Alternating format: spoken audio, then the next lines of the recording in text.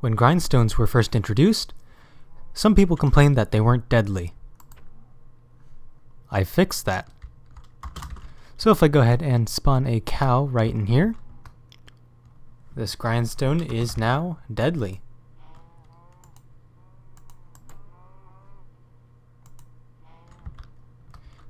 And this is actually quite a simple trick. As you can see, there are a bunch of minecarts right there. Of course, if I break down this side, you can see what's actually going on. We have snow underneath. And because there's snow there,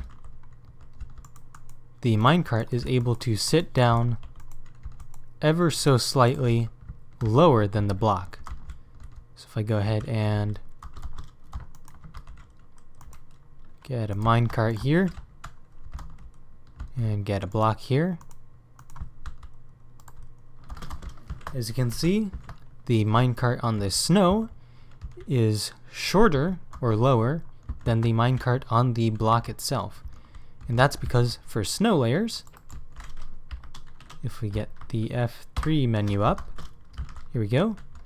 As you can see on my Y coordinate, highlighted by that red line that I probably edited in, I am currently standing at 1, 2, 3, but if I go down here, I will drop 1/8 of a block down to 122.875.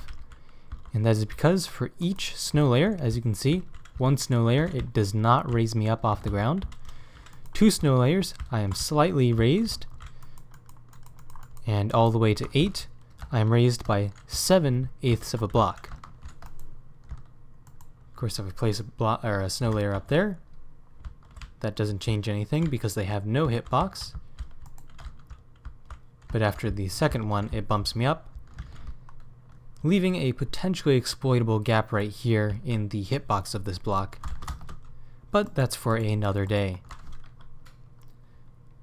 Close that menu. And as you saw, placing a cow in here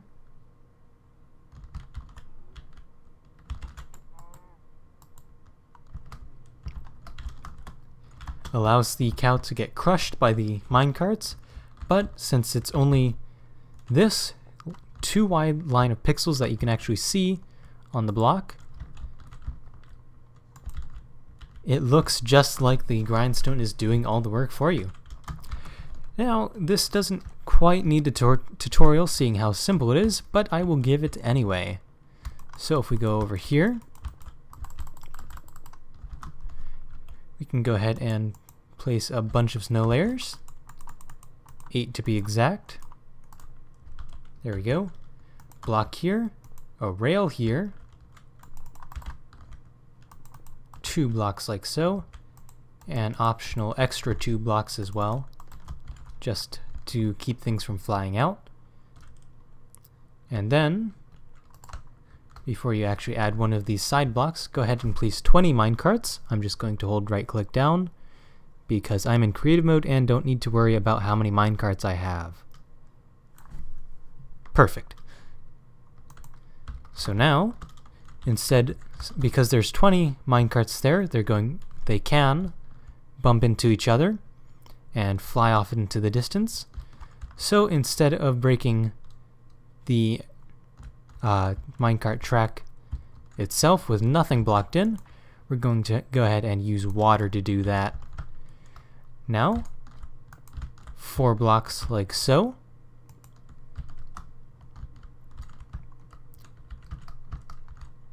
And break that block real quick. And now you can see the minecarts are already on this block here. So now what you need to do is grab your grindstone. It's called a stonecutter.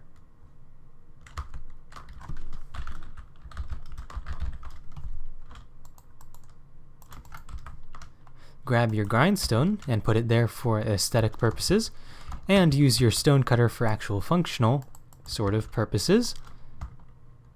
Go ahead and place a piston right above, facing downwards. Fire that piston real quick with a button like that. Of course, you can just use a regular lever. And now, you can see that the minecarts are inside of that grindstone. Go ahead and put those blocks back, and you can see that the cow gets killed. Of course, if you want to, you can put a hopper minecart in this snow block, and a hopper minecart in this stone block, and a hopper underneath this stone block to make it so you can pull items through, because of course these items would be picked up by a hopper in the snow blocks, or if the snow blocks were a hopper themselves. To remove the sides of the area here, you can safely remove all 4 blocks. However, it is not recommended just in case something gets nudged.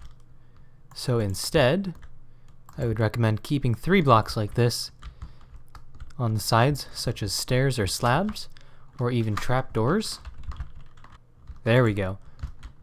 Just to keep those minecarts in. And actually that looks kind of good, as it also, if it were a different type of trapdoor, say spruce, place that there, it also hides the sides of the minecarts there. So that might actually be a better option for display. But anyway, that's going to do it for today's episode. So like, comment, and subscribe, and I will see you next time. But first, just a little tip: if your minecarts are somewhat misaligned, see if I can do it here.